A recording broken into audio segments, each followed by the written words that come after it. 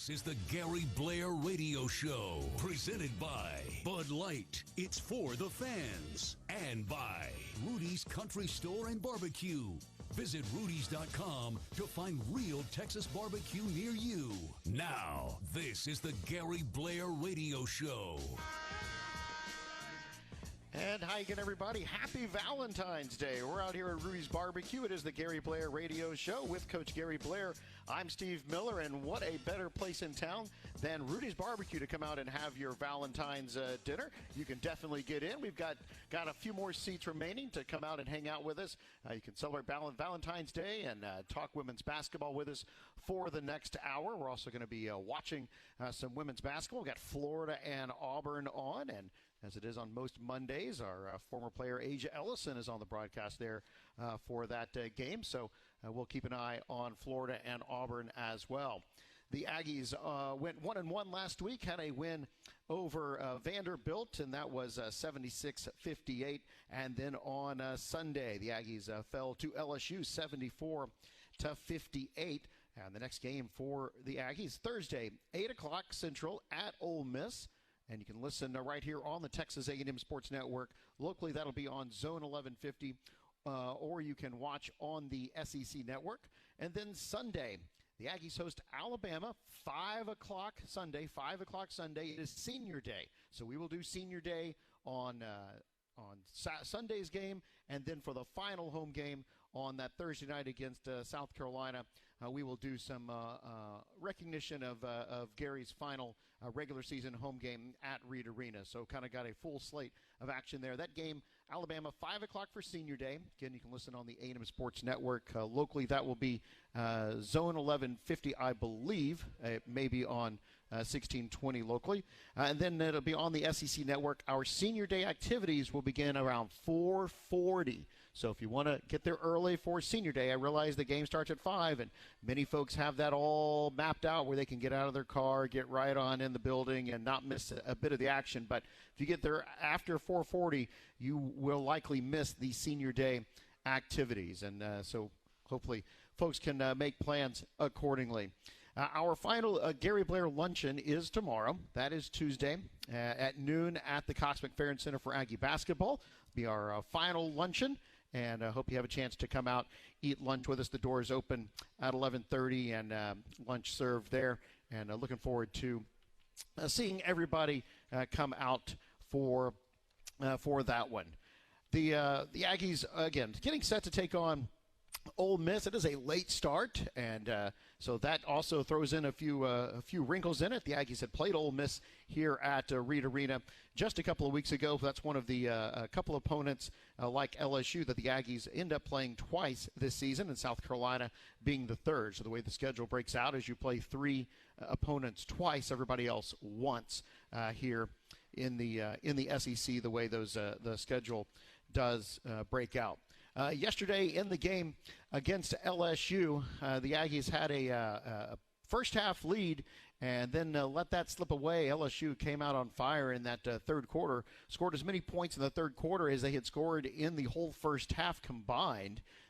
For the Aggies, Kayla Wells ended up with 23 points, and that was her fourth highest of the season. She's now scored 10 or more points in 87 games throughout her career, fifth all-time in scoring. She tallies 1,710, and that is fifth all-time. She's also the SEC's leading three-point shooter, went 3 for 5, and is now shooting 50% from long range. Aaliyah Patty, how about 11 points, 10 rebounds, another double-double for her, taking advantage of the start that she's had, and she's done that really in the game she has started. She's really come out on fire for that. The Aggies end up shooting 40% for the game, 40% from three-point range, made 6 of 15. That's just a couple off of their average. Typically they get about 7 or 8. But the free throw statistic we'll ask Gary about in a moment. A little light in the free throw shooting, 4 of 7. Just kind of a lack of opportunities there when LSU was there. Made 19 of 24 attempts. A&M, let's see here, had Aaliyah Patty's fourth double-double. Noted that. She also blocked 4 shots. That's the third game this season that she has 4 or more field goal attempts in a game. Jordan Nixon had 5 assists, and Gary's record moves to 852 and 343 in his career, and at A&M 444 and 180. Coming up on the show, we're going to have an Associated Press Top 25 Women's Voter with us. It's also our very own executive sports editor of the Bryan-College Station Eagle, Robert Cessna, will be joining us on the program. And we'll look back at the LSU game and a little bit of the Vanderbilt game, and, of course, get set for Ole Miss and Alabama and take on some of the other topics of the women's basketball world. For Gary Blair, I'm Steve Miller. We're live at Rudy's Barbecue. It's the Gary Blair Radio Show from Learfield. Basketball and barbecue lovers know the perfect brisket needs the right wood. Rudy smokes all their meats using their delicious signature rubs in 100% oak-fired pits. Get your real Texas barbecue fix today at Rudy's or on the web at rudys.com. We're back at Rudy's Barbecue here on Harvey Road. Happy Valentine's Day, everyone, with Coach Gary Blair. I'm Steve Miller, and we're excited to have everybody here talking women's basketball for the next hour until 7 o'clock. And Aggies' next home game is next Sunday, 5 o'clock against Alabama, and we've got a lot of activities planned for that. If you go to the baseball game earlier in the day against Fordham, you bring your ticket and you get in free to the Aggie women's game. Kids, if you have an adult that buys a full-price ticket, 4 kids get into free at the door. Plus, over at the north entry at the fan zone, first 150 kids are going to get in free popcorn. How about that? We're also going to have an inflatable, some face painting, a balloon artist, all of that going on starting at 4 o'clock in anticipation of the 5 o'clock game. Plus, hey, the first 1,500 fans that come in the building will get the 12th Man Centennial mini statue. Gary, have you seen the mini statue yet? Oh, but I'm going to make sure I'm part of that first 150 in there. Yeah, that's a good one. But we're going to be there. I'm anxious to see it. That's a great – it's sort of like a bobblehead doll in one area. Yeah, just Ekin Gill doesn't bobble, but, he pretty much is staying still just like he does on campus. But it's a neat deal. You're not going to find those in the stores. They're not selling them anywhere. Only way you're going to get them is at the designated athletic event. And then don't forget Senior Day, as we mentioned earlier. Those festivities will start around 4:40 or so based on our current timing for that. Gary, it was kind of a tale of two halves yesterday, I guess. I studied that high school senior Tale of Two Cities. I remember that. That was a tough book, and thank heavens I had a yellow marks underlying a lot of that stuff. Tale of Two Cities, we started slow, 0 for 7 to start, and taking shots instead of good shots and great shots, and was making some careless fouls early in the ball game, and that's on us. We've got to teach better to keep from making the fouls that we were committing right there, and it put us in problems. But we went with a larger lineup when Pitts came out, and we had both Roby and Patty in the ball game, and then we were able to catch up doing some nice things, and Wells had a great first half, and we were trying to find her even more in the second half, but we didn't execute some of the sets as well, and we just missed some shots. But I thought it was one of Wells' most aggressive games that she's played here, and I thought she played very well. We got a couple baskets from Q in there, but we were just not consistent. When you look at our other 3 guards, they were probably about 5 or 6 out of 30-something, and you can just not do that. You've got to have more than one action. Like LSU had both Pointer and Morris and Cherry scoring 59 out of 74 points. What about the discrepancy at the free throw line? LSU 19 of 24, A&M 4 of 7. Well, LSU has to play that way on defense, since normally she only plays 6 people. And so you can score on LSU, but they play as we call bank robber defense. That's just hands to the sky, not a whole lot of block shots. And they get a lot of free throw attempts because they've got attacking type guards that are not settling. They're not a great three-point shooting team. And before this game in conference, Pointer and Morris had made 37 out of their 39 threes. Wow. Before the game started. But they attack off of the bounce. They cross you over, shoot that little mid-range shot, which for us, that's what Courtney Walker made her an All-American, was that mid-range shot. But then they can either finish the drive as well. And they're good in transition. Sometimes you've just got to give them a little bit of credit. I think that's the best trio of guards that we play all year long. And give Kim credit. Normally they play 40 minutes apiece, but she got into a little bit of foul trouble. But they shoot more free throws than they put people at the line. And to put people at the line, that means your post players have got to draw some, or you've got to get out in transition and be able to score. But they're very good in transition defense because they'll run under you, get as close as they can. Like that one driving layup that I thought Wells might have got fouled on in the second half. It's clean. They just go up. How close can I get without touching it to see if you can finish the layup? So give those guards a lot of credit, and LSU was just better the last quarter and a half. Yeah, you talk about going up for those layups. You know, sometimes just challenging the shot is all you need to do, and that could be the equivalent of challenging a shot. Challenge the shot, and this is a ball game. Yes, we've got to get off to better starts, but sometimes we do it to ourselves.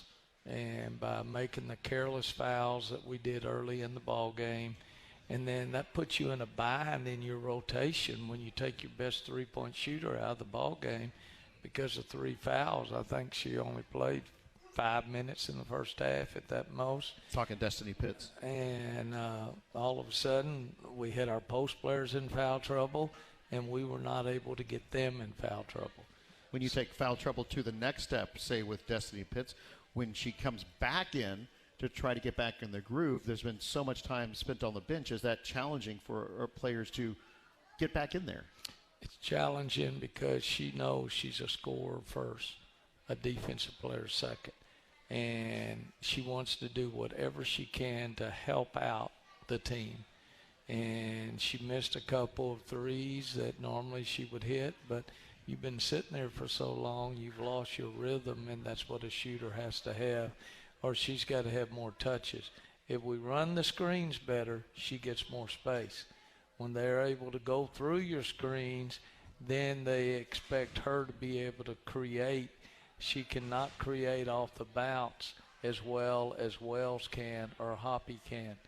She's gets there, got a quick release, she can put it up, but she does so many other things for us. Talk about doing some things. Aaliyah Patty's been doing some things recently. Got her 4th double-double. She had 11 points, 10 rebounds. She seems to be improving every day. And I think she banked in a shot, too. She did. Glass off the 3, I believe. She has been cutting down her 3 attempts because she knows she hasn't had a good year, whereas in her career at Ohio State, she shot the ball very well from the 3, but so now she's thinking she needs to score off the bounce, and that's what she's doing.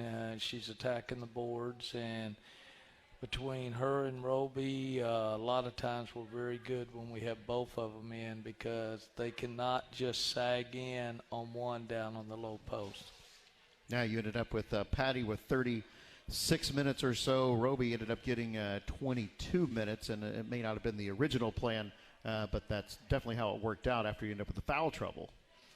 Well, we played well for 2.5 quarters. Even with our mistakes, we were shooting ourselves in the foot, and I know a lot of the fans were getting upset on a lot of the calls, and I was getting more upset on don't put yourself in a position to have that call go against you one way or the other. And we've got to do better, and the majority of those are all junior, senior fouls, and we're better than that. And hopefully we'll show that when we get to Ole Miss on Thursday. You mentioned Kayla Wells as in her performance, 23 points. Thought she'd played, among her toughest games of the year.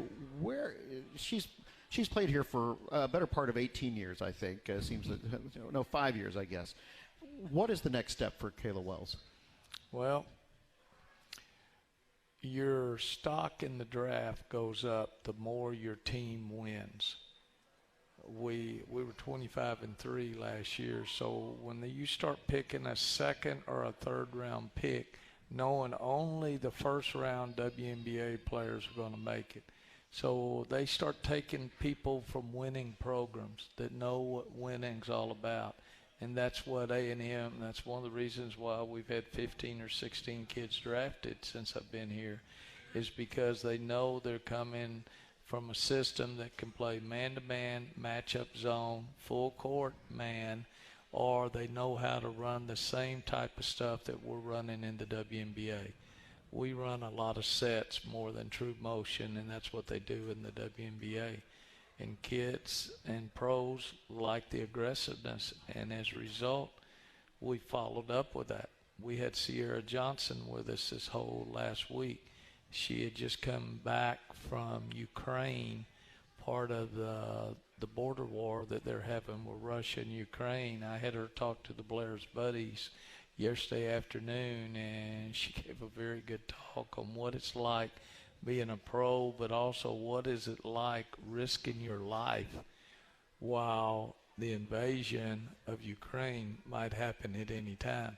And she was also able to talk to our kids about what it took to be a pro, what it took to go to training camp and go against a Brittany Griner and realize she's got to go overseas and get better.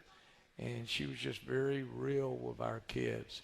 And I talked to her this afternoon, or I would have had her here for our luncheon tomorrow, but she's already back in Dallas. But she'll come back on Friday to be able to watch the game on Sunday. How does she describe what's going on in Ukraine right now? Well, she was ready to get out of there. She remembers last year Daniel Adams and Kyla Hillsman were playing for the championship in Israel when the bombs were going off. And they stayed. And the championship was put off a week. She didn't want any part of that. Money is money, but lives are lives. And her parents wanted her back in the United States, and as a result, I think a lot of people are coming back from there right now because there's no telling if or when an invasion's going to hit. You're comparing a few moments ago WNBA and doing some time in the overseas to try to get in the WNBA, but where's the line of discrepancy on opportunities and pay for young ladies when it comes to WNBA and overseas? So to me, it seems like there's not a lot of change in the WNBA. That crop of players has been around a long time, and you've got to be something to break into that because the roster sizes seem so small to me. We also had visiting us last week was Jen Rosati. She's president of the Connecticut Sun.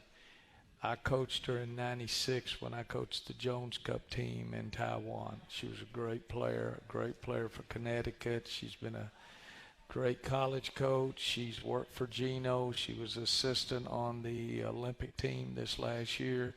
And she was telling the kids the business aspect. If Sierra Johnson can come and sign a contract in the WNBA for $60,000, but it would cost them $72,000 to sign Sydney Colson, who's played 6 or 7 years in the league, because that's the Players Association. So sometimes you don't take the 12 best players. You basically take the 11 best players that will fit within your salary cap. Sort of like the same thing we're doing with pros. And that's what's happening right now. We're paying the people at the top, but the people that are trying to get to the middle or whatever, they're weeded out before they get to the top. And they can get the rookies or the kids that played in Europe for 5 years that hadn't made a team. They can get them for $60,000. Now, I know that's uber money for the guys. That's uber money. But that's where we are in paying our women's basketball players. The ones that are at the top in the WNBA, that are your core players, they can get all the way up to about $225,000, I believe. That's a big jump from where it was just a few years ago. And so we're rewarding the ones that are at the top. That's why you see the average age is 27 years old. The best you're ever going to be as a player when you're 27 or 28. That's in men or women. Not when you're 22, because you do not know the game as well. Those older kids in both leagues know the game very well. But the older you get, the more you can get hurt. And I think that's what's happening really in the NBA. All you got to do is look at the Lakers. I mean, LeBron got a lot of his good friends to come over and play on that team. They can't stay healthy. They're below 500. When you said 60,000, is that what the lower-end player is making in the WNBA, or what a player from overseas is making? No, that's what a kid like Adora Lanu, who's played in Spain for 8 years and now playing in Russia this year. They can come over and pay her $60,000, even though she's making a lot more than that in Europe, because she's a proven veteran over there. She's just what you call a tweener over here. A tweener is a 5'11" to 6'1" kid that is not really a small forward like Kayla Wells, but she's not a 6'3" post like Asia Wilson. So you become in that tweener range, just like most of the people that are sitting in the audience. Those are tweeners out here. I don't see any 6'6" guys that are sitting in our audience. If you were 6'6", they played post in high school. But if they're 6'6", when they come to college, they got to be guards. 6'6" is going to get you beat in college men's basketball if you're a post player. So overseas, what's the typical American making over in the overseas if they're any good? If you are a post player, you're going to make sometimes twice as much as a guard, unless you're a proven WNBA player like a Diana Taurasi or a Sue Bird. Those people can make up to $1 million overseas. They come over here, they got to make what they pay in the WNBA. But say like you're Skylar Collins, who played on our team. Mm-hmm. She played a year overseas and probably was getting no more than $1,500 to $1,800 a month. But she's a pro. Well, they're going to pay the post players more because the post players are more physical playing over in Europe. And over in Europe, they're more of a face-up game, a five-out offense. And we've had a couple of those players play for us that were a lot better facing the basket than they were with their back to the basket. Back to the basket players over in Europe are at a premium. And that's why a Sylvia Fowles, an Olympian, can go make mega bucks. And you're talking a longevity of, we're talking $300,000, $400,000, $500,000 a year for some of those players who have longevity overseas? Like Danielle Adams. Mm-hmm. Danielle Adams is in Europe, averages 20 and probably 12 every ball game, and she's being paid accordingly. But she's making too much money to sit on somebody's bench in the WNBA. They would have to pay her for her 5 years in the league, and it would cost too much. So it's better to get a cheaper product, even though your team is not better. Interesting. So it's a weird thing. Let's talk about us. What do we want to talk about? Well, we are going to talk about us, and we'll do more of that right after we take this break. He's Gary Blair. I'm Steve Miller. Coming up on the show, we've got Robert Cessna from the Bryan-College Station Eagle. Plus, we talk about Gary Blair's Valentine's plans. We do that coming up. It's the Gary Blair Radio Show from Learfield.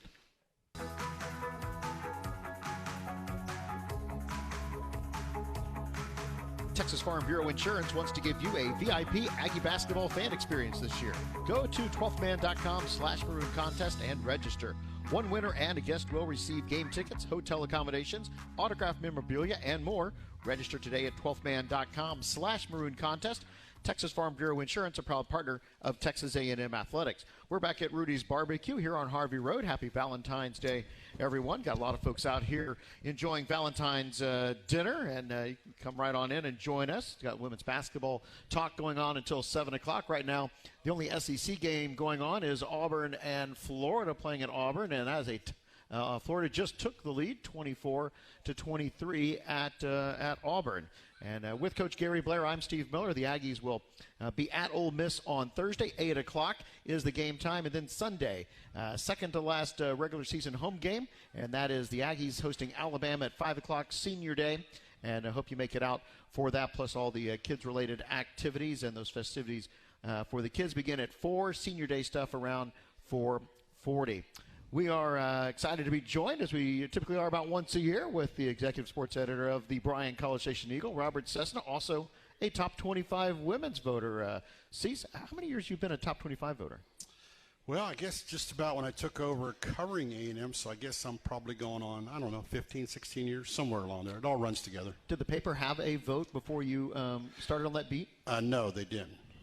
But I also vote in football. Sure. And sometimes, when they find a sucker that's pretty good about getting those things in on time, and doing things like that, trust me, because they don't want to have to track people down, and they go, this guy's he gets his stuff in. Not necessarily it's correct, but he gets it in. So, that's what they look for. You filled in all the blanks. Gary's looking for a guy, if you play good defense and they don't score on you, you can play. Yeah. How hard is it? It's easier now because there's so many women's games that are on television. So instead of just reading about a team, you've actually seen other teams play on TV, or they show the highlights, or we're so much better on the coverage on the television angle. But when you're talking about voting, how well do you know Oregon State and Oregon, or how well do you know a smaller town like South Dakota that's winning? How can you keep up with them versus their conference? That's a good question, because, I was driving over here, and of course we're always listening to the radio, we're always listening to this show, and Steve Miller says, hey, I go, dang, I better remember, because I better remember who I voted for last night, because we vote on Sundays, and to be quite honest with you, what I do, how it works is you don't see a lot of games because you're so busy doing everything, but you try to read other things and what have you. And I feel like I'm just like the committee, for example, is I get an update from AP yesterday about here's who everybody played, here's what they went this week. So I sat down, and last night between about 12:15 and 12:45, I update my own brackets, so to speak, which I look here. I have everybody's record. I try to put down what was a record against top 25 teams, but more or less did they beat anybody else or lose any. I put all the losses down, but did they beat anybody else that I think is worthy? So I try to keep my own bracket, so to speak, my own top 25, and that's how I do it. I move them around and say, okay, who's also hot? This team's won 4 in a row, 5 in a row. So I do spend some time into it, but it's a little bit like a coach, because you do get a lot of emails like, why didn't you vote, particularly in football. Oh, my gosh, in football you get emails all the time. It's like, you're an idiot. You don't come to Wisconsin, because like whatever. But, it's like passionate fans. So which is good. You want people to care. But then I move them around, because it's like Iowa right now they haven't even beaten a top 25 team. I mean, and a lot of people, you can't help but schedule who you play. But, once again, is your conference good? And this year I'm kind of seeing a lot of parity in a lot of conferences personally. When I see the ACC, like you mentioned, Joe upset the other night, the Northwestern coaches, we're seeing a lot of that. But that's how I do it. That's a long answer. Sorry, I should have got right to it. Well, you look at Iowa State this year, very quietly is at number 6 this week, and that's their highest ranking in. I mean, it's got to be. We were in the Big 12 last time they were 6. I mean, that's like 20 years ago. It's been a long time. And I looked and see, I probably got them down, so I only have them at 7th. Is that 2, 4, 6? I got them in 8th. They're 4-2 against ranked teams, but that doesn't tell the story. But once again, is because you just can't always look at that. Mm-hmm. But then you look at people lost, and of course, it's sometimes the flavor of the week. Michigan was the big news last week in the national. Then they immediately go out and lose 2 games. A lot of times, it's a little bit like the Auburn men. It's tough when the focus is on you. And Gary mentioned this early in the year, and I know you find this hard to believe, but sometimes I'll say, "Oh, that's just Gary," and of course, I should pay attention, and I don't. And Gary mentioned about they're the they're defending SEC champs. And people have a bullseye on their back. And, you know, I didn't really give you as much credit as I should, Gary, but as the season has gone on here, and as you're trying to win one or two games, I can see where that is a factor, because they still give you their best shot because they feel they owe you. You beat them last year. You went into the situation. So you don't sneak up on anybody. Because I'm watching the game yesterday, and I go, you looked so good for 2.5 quarters. Maybe you steal that game last year, and steal's not a good word. You know, you'd think I'd be a better writer, but I'm not. So you'd think you'd win that game. And I think you've probably lost 1 or 2 games this year because you're defending SEC champs. I hope that tell my season ticket holders don't give up on us, and we're playing some very good teams. But as a voter, how do you – some teams are voted in the top 25 to start just because of what they've done the last 5 or 6 years. And then all of a sudden, then they realize they might start off 8-0, but they've watered down their schedule because they hadn't played anybody yet. And then they disappear out of the top 25, and then they have that key win. They might be able to get back in.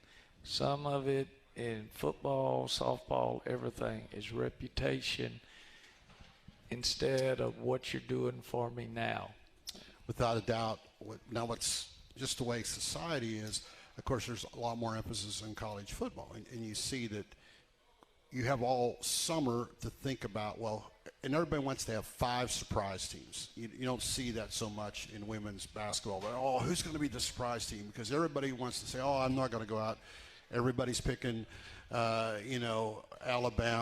Everybody's picking Ohio State, Oklahoma. I want to be different. You know, who is out there? It's tougher now in all sports because of the transfer portal. I mean, oh, my gosh, teams can change so quickly. And you're right. And as I said, it becomes the flavor of the week. Like Auburn football team was ranked early in the year, you know, I mean, because they won a couple games. They played well at Penn State. So, oh, man, let's move Auburn up. Auburn's the other surprise. I'll put them in 17th, you know. And then, of course, they end up 5 and 6 and 7 or whatever, and you're not even close to the top 25. So, but, you know, and you can see, when I first got voting, even some women's basketball coaches would even be like, hey, look of us, whatever. Everybody understands we live in a time where you want the publicity. You know, it does matter if people are talking about you. You want that because it does pay dividends when you're talking about All-American, doing all this. So, you know, but it always starts, what did you do last year? Yeah, do you feel like you have and maybe other writers around the country do too, when you're doing your ballot, do you feel some obligation to the region of the country that you're in when doing your ballot? You look at a writer, let's say from Washington, and all of a sudden here's all these Pac-12 teams rated much higher than even the national poll may have them at. And do you think there's not that it's a bias, but maybe you're just obligated from your region? I do, because you are in your region for a reason. Mm-hmm. It's like a few weeks ago I kept saying, hey, Ole Miss women's basketball team's for real, you know, and I had them higher than they were, and they finally cracked the AP poll before they went and played South Carolina, and then they immediately lost too. But you're right. You don't want to take care of your region. You want people to know, because we always look like who's out there. Because Doug Fernberg, who I know Gary knows has been forever the AP women's basketball guy, he always sends out, well, hey, here's 5-6 teams to watch. They're on the rise in the area, because everybody wants to be fair, whether you're a coach. You know, fans don't have to be fair. They're fans, but you try to be fair. Let me change gears. Change the perspective right now. Women's athletics, when I got here in 2003, you didn't hear much about anything in women's athletics, and just look at the evolution over the last 19 years.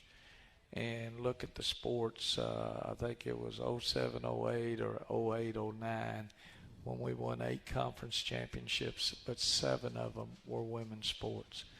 Where has that grown on the public, and where is that growing in the media now with all the other sports that we're winning with? I also cover softball full-time, you know, along with, my main beats are football, women's basketball and softball. Those are kind of, and then I help out on the other. And you think about how far women's basketball, to me, and softball has gone in the last, 15, 20 years. And ESPN's had a lot to do with it, SEC network, because it's out there. Nothing like being on TV.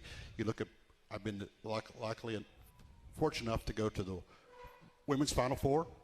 And I've been to the College World Series a few times, and that's gone from, they play basically, where's your seat? Go find it out there, take some sunscreen. So, they've renovated that.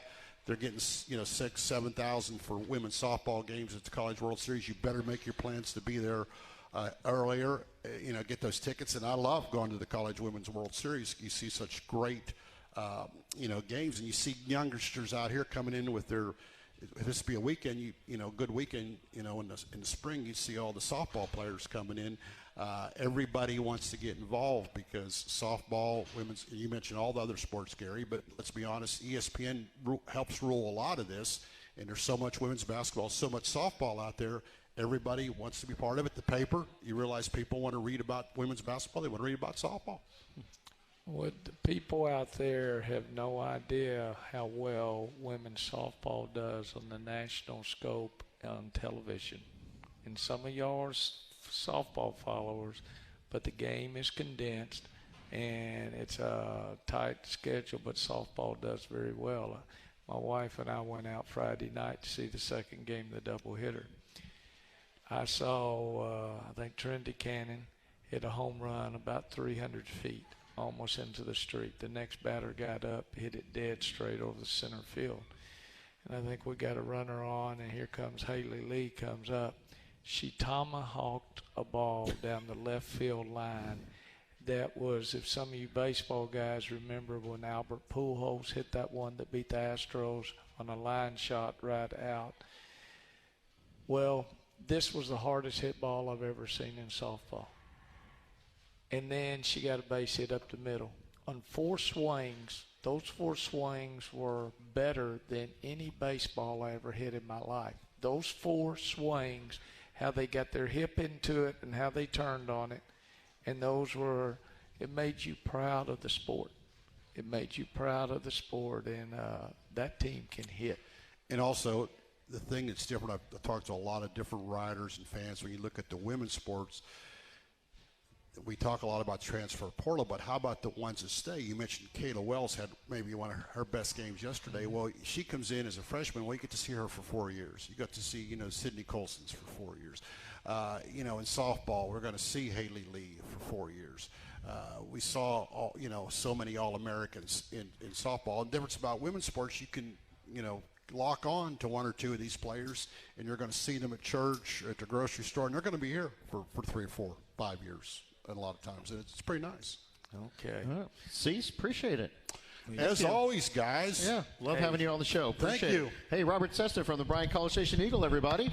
This is, we're live at Rudy's Barbecue. It's a Gary Blair Radio Show from Learfield. Not everyone is a morning person yet, but with Costa Vita's new breakfast tacos, everyone will be. Try our bacon, egg, and cheese, or specialties like the machaca beef and egg, or sweet pork and egg and cheese. Stop by our drive-thru any day from 7 to 10:30 a.m. Order online through the Costa Vita app or the website. Become a morning person at Costa Vita. We're back at Rudy's Barbecue here on Harvey Road. Happy Valentine's, everybody. With Coach Gary Blair, I'm Steve Miller. And any good basketball Valentine's names out there? The only one I remember in the men's game, his name was Darnell Valentine. I think he played for Kansas and a little bit of pro ball back in the day. But, the weirdest name I ever heard in basketball was great basketball, Miracle Fingers. She played at McNeese. She used to come to my basketball camp, Miracle Fingers. Of course she did. But I thought that was the most original name, and just – top of my head, I cannot think of one that's played for me that rhymes with Valentine's, but I took care of my kids today. Oh, you did? What'd you do? I always get them that little 2-box thing of chocolates from Truman's. And then I've got a staff. I've got a lot of women that make me look very well, so I always take care of my staff. and my wife and my daughter, who surprised me by coming in for Valentine's. So my daughter and son-in-law are here, and they're sitting right in the back there. So I'm glad to have them here. So imagine she wants to visit my credit card later, and we're probably going to go out to eat after we eat at Rudy's, of course. I mean, load up either way. All right, well, we've got some more Valentine stories coming up. We've got to grab a break real quick. We're live at Rudy's Barbecue. It's the Gary Blair Radio Show from Learfield. This copyrighted broadcast is an exclusive presentation of Learfield under the broadcasting rights granted by Texas A&M University. Reuse of this presentation is prohibited without the express written consent of Texas A&M University and Learfield. Announcers are provided by Learfield and Texas A&M University. We're back with our remaining moments with Coach Gary Blair at Rudy's Barbecue. Happy Valentine's Day, everyone. And Gary, you got the final luncheon coming up tomorrow at Cox McFerrin Center for Aggie basketball, and I remember those luncheons had like 20 people at them that first year in the little room next to the dining hall. Yeah, became quite an event in this town. It's 150 to 200 people now. We're also giving away the Adidas package tomorrow, so hopefully your number will be drawn in there. But I've got a special gift for you. How about the best Olympian that's probably ever run track here? I think Mo is going to be there tomorrow, and she's going to be part of a little some people panel. Here, Gary. And this is a luncheon you do not want to miss tomorrow. We'll show a little video. She's going to be speaking to us along with Sydney Carter, and we're hoping a football player that's coming over, talking about the transition from college to pro, now back to coaching. And it's a heck of a transition, and I can not think of three better athletes that are going to be there. But I think Mo ought to bring out the television people and everybody, because she's here finishing her degree while she's still competing overseas. But, folks, you need to make this one, and I'm going to make sure that Cessna over there gets it in the paper that that's going to be tomorrow, and the normal stuff, the highlights, the Adidas package. A couple of my players will be speaking as well. So please come out, our last luncheon of the year. It's going to be great. How about the Super Bowl last night? Did you catch any of that? Yes, I caught it. I went home and pouted on my chair for a while, and then I was pulling. I told you the Rams are going to win. I didn't tell you they were not going to cover the spread, but I said the Rams are going to win. And they pulled it out. Controversy at the end with a call here, a call there, but that's the way it is in every sport. You've got to learn how to play through and not live on instant replay all your life. They didn't give us instant replay in our life. We lived with what we had and what we did. And so I thought it was a great Super Bowl game. Favorite commercial? I didn't. Soon as the commercials went on, I was reviewing my game tape. So I didn't get a chance. So I'm going here, I'm answering emails, I'm back on the football game, and then I ran over to a Super Bowl party for about 30 minutes because I was hungry, and ate up and ran back home and watched the second half. And then I stayed up and watched the Olympics to 11:45, watching great bobsledding, gold and silver, and watched the ice skating. And I couldn't tell. And if you look up on your screen there, you'll see our former coach, Bob Starkey, right there talking, who's the one that really got behind the Pink Alliance and the K-Yal Fund. He serves as a member of that committee there for the K-Yal Breast Cancer Fund. I think he may be the only assistant coach on that committee. Everybody else is a head coach. Well, shows you the power he's got. He's the most deserving of all because of how much he gives back to the K-Yal, and his wife is a breast cancer survivor. Yeah, I appreciate everybody who came out yesterday in support of the BHO Breast Cancer Awareness Game, and all those proceeds went to Pink Alliance and the K-Yal Foundation, and Auburn is doing the same tonight. So, Gary, appreciate it. We will talk to you on Monday, I believe, and we will best of luck this weekend. It'll be great. We've got two great games, and particularly the game Sunday at home against Bama. It'll be 5 o'clock. That's our Super Bowl. That's when they play Super Bowl. Seniors, you better be there because they've been very special. All right, Gary, appreciate it. Thanks to Robert Cessna and our engineers Kevin Minchow and Tony O'Neill. No Buzz Williams Show tonight. For Gary Blair, I'm Steve Miller from